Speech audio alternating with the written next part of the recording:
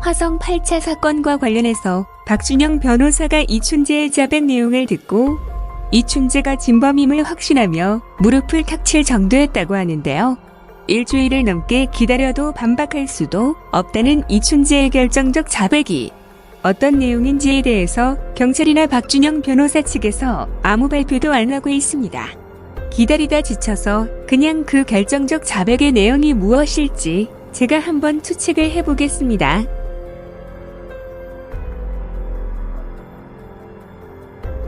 반박할 수 없는 이춘재의 결정적 자백이 무엇일지는 4가지 정도로 좁혀볼 수 있다고 생각되는데요. 첫째는 바디 포징 즉 사체 배열이고, 둘째는 피해자의 신체적 특징, 세 번째는 피해자의 속옷 즉 팬티와 관련된 내용일 수 있고, 네 번째는 살해 수법 즉 피해자를 어떤 도구를 이용해서 살해했는지와 관련된 것일 수 있다고 생각됩니다.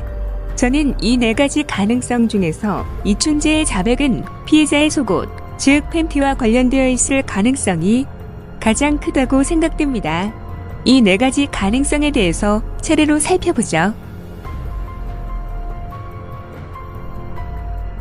이춘재의 자백 내용이 무엇일지에 대해서 배상훈 프로파일러는 바디 포징, 즉 사체 배열과 피해자의 신체적 특징, 이 2가지의 가능성으로만 좁혀서 보고 있는 것 같습니다. 하지만 저는 피해자 방향의 발견 당시의 모습이 바디 포징이라고 보기는 어렵기 때문에 이 씨의 자백 내용이 바디 포징과 관련된 것일 가능성은 작다고 보고 있습니다. 바디 포징은 조금 어려운 개념일 수 있는데요. 바디 포징을 어떤 종류의 범죄자들이 하는지, 또 그걸 왜 하는지를 살펴보면 여러분들도 한 번쯤 보았을 영화에서 아주 전형적인 바디 포징 장면을 볼 수 있습니다. 바로 이거죠. 영화 양들의 침묵에서 한니발 렉터는 경찰관을 살해한 후 아주 극적으로 사체의 포즈를 취해놨죠. 외국의 프로파일링에 관한 자료를 보면 사체의 포즈를 취하면서 어떤 장면을 연출하는 것은 그렇게 흔한 경우도 아니고, 설령 있다고 하더라도 주로 나이가 많이 든 범죄자들이 한다고 합니다.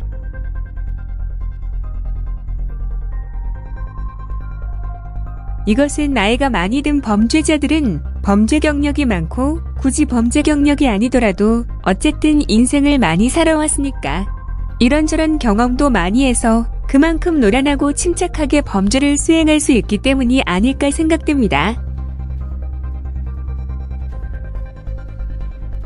영화에서도 한니발 렉터는 나이가 많이 든 사람으로서 여러 방면에서 노련한 캐릭터였죠. 이춘재도 범행 경력이 많은 노련한 범죄자라고 볼 수 있지만 바디 포징을 하기에는 범행 당시의 나이가 26세 전후로 비교적 젊다고 볼 수 있습니다. 다음으로 바디 포징을 왜 하는지를 살펴보면 영화 양들의 침묵에서 이 사체를 처음 발견한 경찰관들은 아주 깜짝 놀라죠. 저도 이 영화 개봉 당시에 극장에서 이 장면을 보면서 아주 쇼킹했습니다. 이처럼 범죄자들이 사체의 포즈를 취하면서 어떤 장면을 연출하는 목적은 이를 처음 발견한 가족이나 경찰관들이 깜짝 놀라게 하거나 경찰을 조롱하려는 목적이 대부분이라고 합니다.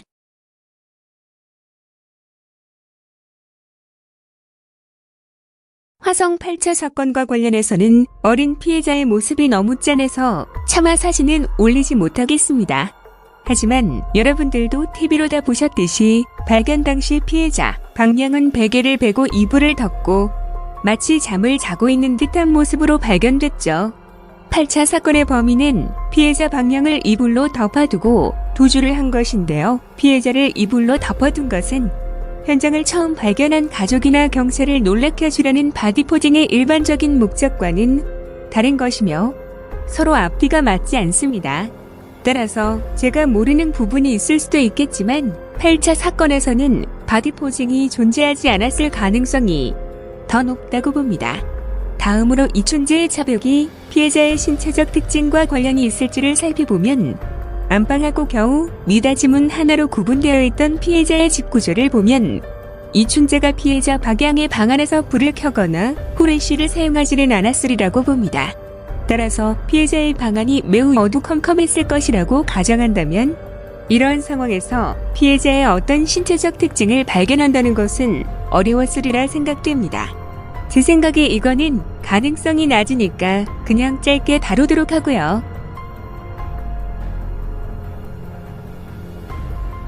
다음으로는 제 개인적으로는 가능성이 제일 높다고 생각되는 피해자의 속옷 즉 팬티와 관련되어 있을 가능성입니다.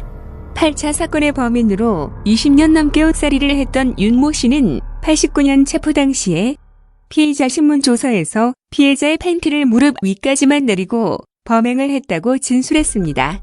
그런데 아직 제 추측이기는 합니다만 이춘재는 경찰과의 면담에서 이와는 다른 진술을 했을 가능성이 있다고 봅니다. 즉 이춘재는 옆방의 가족들이 알아채지 못하도록 팬티를 벗겨 방량의 입안에 넣고 재갈을 물리고 범행 후에는 다시 팬티를 꺼내 목 부분의 상처와 아랫부분에 남아있는 자신의 흔적을 닦았으며 이렇게 자신만이 아는 이런 범행 방식에 관한 사실을 경찰에게 말했을 가능성이 있다고 봅니다. 여러분들도 TV로 보셨겠지만 피해자 방량의 팬티에는 피가 상당히 많이 묻어 있었습니다. 다른 가능성은 굳이 위에서 말한 내용이 아니더라도 이춘재가 범행 후에 의도적으로 팬티를 거꾸로 혹은 뒤집어서 다시 입혀놨다는 내용일 수도 있다고 생각됩니다. 이춘재의 자백이 이러한 것과 관련된 것이라면 경찰은 이러한 이 씨의 진술이 사실인지 검증을 했을 가능성이 있고요.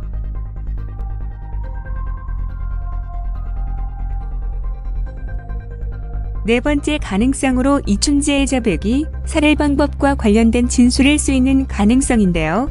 이춘재의 자백이 피해자를 블라우스나 양말 기타 다른 도구로 교살했다라는 것과 관련되어 있을 가능성인데요. 만약 이것이라면 경찰도 이춘재가 말한 도구로 교살을 했을 경우 과연 목 부위에 그러한 상처가 나타날 수 있는지 검증을 했을 수 있다고 봅니다. 자, 여기까지 제가 위에서 말씀드린 4가지 가능성에 대해서 살펴봤는데요. 여기서 제5의 가능성을 말씀드리지 않을 수 없네요. 제5의 가능성이란 이춘재가 피해자를 살해한 다음에 성폭행을 했을 가능성입니다. 이것이 사실이라면 이것은 전형적인 네크로필리아인데요.